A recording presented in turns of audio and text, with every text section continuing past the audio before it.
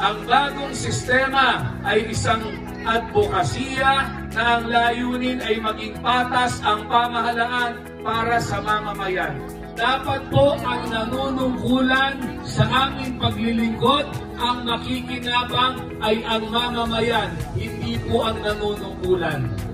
Tatlo po ang kailangan para mabago ang sistema. Una, leader na hindi naghahangad ng kapangyarihan. Kami po ay maglilingkod lamang, hindi po kailangan ng kapangyarihan.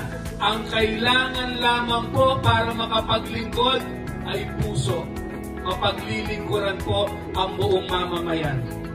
Pangalawa, leader na hindi naghahangad ng kayamanan. Kami po ay maglilingkod lamang. Hindi po kailangan gumastos ng milyon-milyon. Ang gagastos po ng milyon-milyon sa panahon ng kampanya at eleksyon, milyon-milyon din po ang babawiin sa kaban. Pangatlo, leader na hindi naghahangad ng kasikatan. Maglilingkod lamang po si Andres Santos, hindi po kailangang magpasikat. Hindi po naglagay si Andres Santos ng kahit isang litrato sa kalsada. Kung makikita niyo po yung ating ipinamimigay na pamaypay, wala pong litrato kahit isa.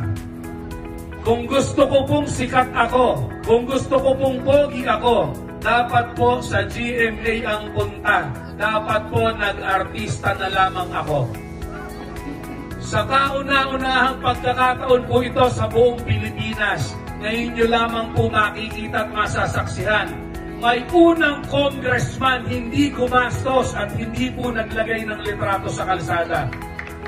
Pagamat ako po ang pinakapoging congressman ngayon, hindi niyo po makikita ang litrato ni Andres Santos sa kalsada kailanman. Hindi po tayo magpapasikat lamang, maglilingkod lamang po ng tapat si Andres Santos.